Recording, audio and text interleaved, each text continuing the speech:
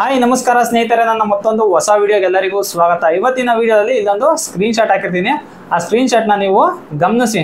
ಅಂದರೆ ತುಂಬ ಜನ ಹೊಸದಾಗೆ ಈಗ ಝೊಮ್ಯಾಟೋಗೆ ಜಾಯಿನ್ ಆಗ್ತಾ ಇರಲ್ಲ, ಅವರೆಲ್ಲ ತುಂಬ ಈ ಪ್ರಾಬ್ಲಮ್ನ ಫೇಸ್ ಮಾಡ್ತಾ ಇದ್ದಾರೆ. ಇನ್ಸ್ಟಾಗ್ರಾಮಲ್ಲೂ ಕೂಡ ಅಷ್ಟೇ ತುಂಬ ಜನ ಮೆಸೇಜ್ ಮಾಡಿ ಕೇಳ್ತಾ ಇದ್ದಾರೆ, ಬ್ರೋ ಈ ಥರ ನನ್ನ ಪ್ರೊಫೈಲ್ ಅಂಡರ್ ವೆರಿಫಿಕೇಶನ್ ಇದೆ, ಇನ್ನೂ ವೆರಿಫಿಕೇಶನ್ ಆಗಿಲ್ಲ, ಯಾವಾಗ ವೆರಿಫೈ ಆಗುತ್ತೆ ಅನ್ನೋದೆಲ್ಲ ತುಂಬ ಕೇಳ್ತಾ ಇದ್ದಾರೆ.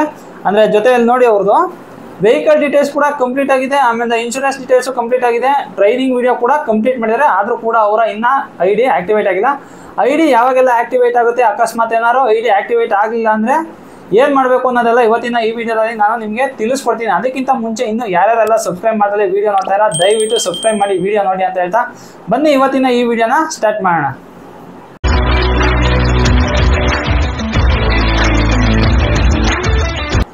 ನೋಡಿ, we are verifying your profile ಅಂತ ಬಂದರೆ ನೀವೇನು ತಲೆ ಕೆಡ್ಸ್ಕೊಂಡ್ಬಿಡ್ರಿ. ಅಂದರೆ ತುಂಬ ಜನ ಟೆನ್ಷನ್ ತಗೊಂಡ್ಬಿಟ್ಟಿರ್ತಾರೆ. ಏನಕ್ಕೆ ಅಂದರೆ ಅವರು ಜಾಯ್ನಿಂಗ್ ಫೀಸ್ನ ಪೇ ಮಾಡಿಬಿಟ್ಟಿರ್ತಾರೆ. ಅಂದರೆ ಒಬ್ಬೊಬ್ಬರು 400 ರೂಪಾಯಿ ಕೊಟ್ಟು ಇನ್ಸ್ಟಾಲ್ಮೆಂಟಲ್ಲಿ ಜಾಯ್ನ್ ಆಗಿರ್ತಾರೆ, ಒಬ್ಬೊಬ್ಬರು ಫುಲ್ಲು ಅಮೌಂಟ್ ಕೂಡ ಪೇ ಮಾಡಿಬಿಟ್ಟು ಜಾಯ್ನ್ ಆಗಿರ್ತಾರೆ. ಅಂದರೆ ಒಂದೊಂದು ಲೊಕೇಶನಲ್ಲಿ ಒಂದೊಂದು ಥರ ಜಾಯ್ನಿಂಗ್ ಫೀ ಇದೆ.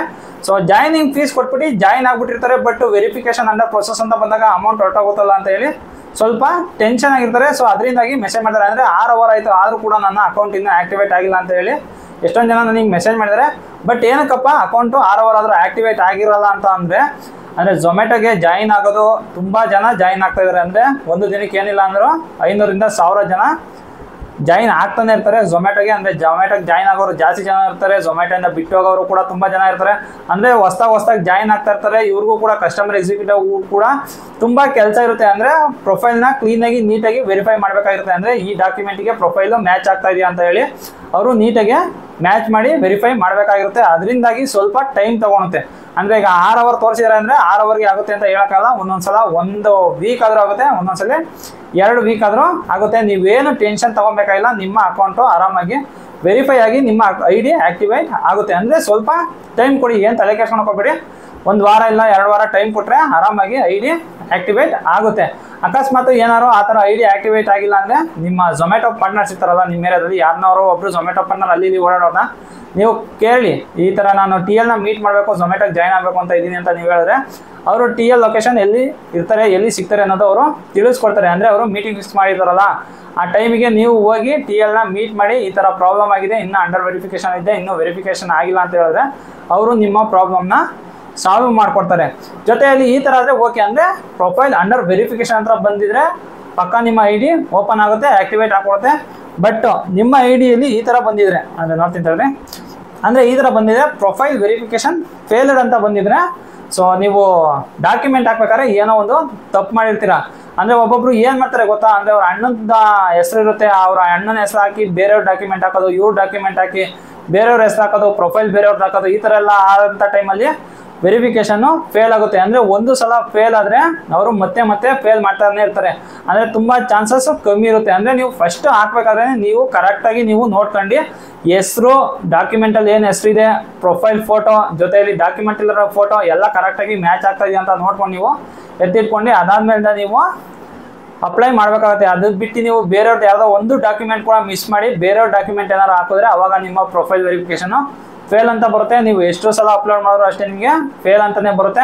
ಅಕಸ್ಮಾತ್ ಎಲ್ಲನೂ ನಾನು ಕರೆಕ್ಟಾಗಿ ಅಪ್ಲೋಡ್ ಮಾಡಿದ್ದೀನಿ ಆದರೂ ಕೂಡ ನಮ್ಮದು ಫೇಲ್ ಅಂತ ಬರ್ತಾ ಇದೆ ಅಂತ ಅಂದರೆ ಬೇರೆ ಯಾವುದೇ ಆದಂಥ ಆಪ್ಷನ್ ಇಲ್ಲ. ನೀವು ಹೋಗಿ ನಿಮ್ಮ TL ಕಾಂಟ್ಯಾಕ್ಟು ಮಾಡಬೇಕಾಗುತ್ತೆ. ಅಂದರೆ ಹೋಗಿ ಒಬ್ಬರು ಝೊಮ್ಯಾಟೋ ಪಾರ್ಟ್ನರ್ ಯಾರು ನಿಮ್ಮ ಏರಿಯಾದಲ್ಲಿ ಇರ್ತಾರಲ್ಲ ಅವ್ರನ್ನ ಹೋಗಿ ನೀವು ಮೀಟ್ ಮಾಡಿ ಈ ಥರ TL ಎಲ್ಲಿ ಸಿಗ್ತಾರೆ ಅಂತ ಕೇಳಿದ್ರೆ ಅವರು ಅಡ್ರೆಸ್ ಹೇಳ್ತಾರೆ. ಅಂದರೆ ಅವತ್ತಿನ ಮೀಟಿಂಗ್ ಇರೋ ಹತ್ರ ಅಡ್ರೆಸ್ ಹೇಳ್ತಾರೆ. ನೀವು ಹೋಗಿ ಅವ್ರನ್ನ ಮೀಟ್ ಮಾಡಿ ನೀವು ಅಕೌಂಟ್ನ activate ಮಾಡಿಸ್ಕೊಬೋದು.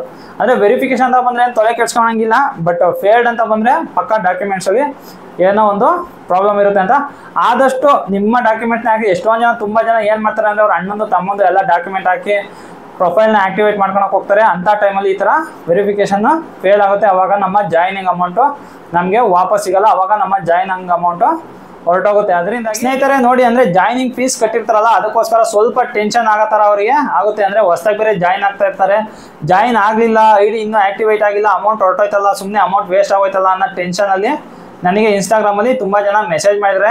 So verification under process ಅಂತ ಬಂದರೆ ಯಾರೋ ತಲೆ ಕೆಡ್ಸ್ಕೊಂಬೇಡ್ರಿ, ಇವತ್ತಲ್ಲ ನಾಳೆ ನಿಮ್ಮ ID ಆಕ್ಟಿವೇಟ್ ಆಗೇ ಆಗುತ್ತೆ. ಏನು ಅದ್ರ ಬಗ್ಗೆ ಏನು ನೀವು ಟೆನ್ಷನ್ ತಗೊಳಕೋಬೇಡ್ರಿ.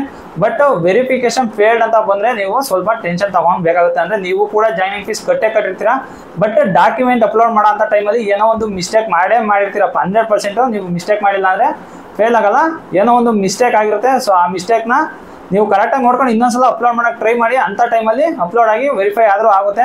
ಅಕಸ್ಮಾತ್ ನೀವೇನೋ ಡಾಕ್ಯುಮೆಂಟೇ ಕರೆಕ್ಟಾಗಿ ಹಾಕಿಲ್ಲ ಅಂದರೆ ಯಾವುದೇ ಕಾರಣಕ್ಕೂ ನಿಮ್ಮ ಪ್ರೊಫೈಲು ವೆರಿಫಿಕೇಷನು ಆಗಲ್ಲ, ವೆರಿಫಿಕೇಷನ್ ಫೇಲ್ಡ್ ಅಂತಲೇ ಬರುತ್ತೆ. ಸೊ ಅವಾಗ ನೀವು ಏನು ಮಾಡಬೇಕು ಅಂದರೆ ನಿಮ್ಮ ಡಾಕ್ಯುಮೆಂಟ್ ಎಲ್ಲ ಕರೆಕ್ಟಾಗಿದ್ದು ವೆರಿಫಿಕೇಷನ್ ಫೇಲ್ಡ್ ಅಂತ ಬರ್ತಾ ಇದೆ ಅಂದರೆ ನೀವು ಹೋಗಿ ನಿಮ್ಮ TL ನ ಕಾಂಟ್ಯಾಕ್ಟ್ ಮಾಡಿ. ನಿಮ್ಮ ಏರಿಯಾ TL ನ ನೀವು ಕಾಂಟ್ಯಾಕ್ಟ್ ಮಾಡಿದ್ರೆ ನಿಮ್ಮ ಏರಿಯಾ TL ಅವರು ನಿಮಗೆ ಸಪೋರ್ಟ್ ಮಾಡಿ ಅವರು ಕೂಡ ನಿಮ್ಮ ID ನ ಆಕ್ಟಿವೇಟ್ ಮಾಡ್ಕೊಳ್ತಾರೆ. ಅಂದರೆ ಈ ವಿಡಿಯೋಯಿಂದ ನಿಮಗೆ ಕ್ಲಾರಿಟಿ ಸಿಕ್ಕಿದೆ ಅಂತ ಅನ್ಕೊಂಡಿದ್ದೀನಿ. ಅಕಸ್ಮಾತ್ ಏನಾದರೂ ನಿಮ್ಗೆ ಇನ್ನೂ ಡೌಟ್ಗಳಿದ್ರೆ ನನ್ನ ಇನ್ಸ್ಟಾಗ್ರಾಮ್ ID ಆದ ಯಶವಂತ್ ಕನ್ನಡಿಗಾಗಿ ಬಂದು ನೀವು ಮೆಸೇಜ್ ಮಾಡಿ, ನಾನು ಅಲ್ಲೂ ಕೂಡ ನಿಮಗೆ ರಿಪ್ಲೈ ಮಾಡಿ ನಿಮಗೆ ತಿಳಿಸ್ತೀನಿ. ಸೊ ಇವತ್ತಿನ ವಿಡಿಯೋ ಇಲ್ಲಿಗೆ ಮುಗಿಸ್ತಾ ಇದ್ದೀನಿ. ಮುಂದಿನ ವಿಡಿಯೋದಲ್ಲಿ ಸಿಗೋಣ. ಅಲ್ಲಿವರೆಗೂ ಇನ್ನೂ ಯಾರ್ಯಾರೆಲ್ಲ ಸಬ್ಸ್ಕ್ರೈಬ್ ಮಾಡಿದ್ರೆ ವಿಡಿಯೋ ನೋಡ್ತಾ ಇರೋ ದಯವಿಟ್ಟು ಸಬ್ಸ್ಕ್ರೈಬ್ ಮಾಡಿ. ಈ ವಿಡಿಯೋ ಏನಾದ್ರು ಇಷ್ಟ ಆಗಿದ್ರೆ ಒಂದು ಲೈಕ್ ಮಾಡ್ಬಿಡಿ ಅಂತ ಹೇಳ್ತಾ ನನ್ನ ಇವತ್ತಿನ ಈ ವಿಡಿಯೋ ಮುಗಿಸ್ತಾ ಇದ್ದೀನಿ. ಬೈ.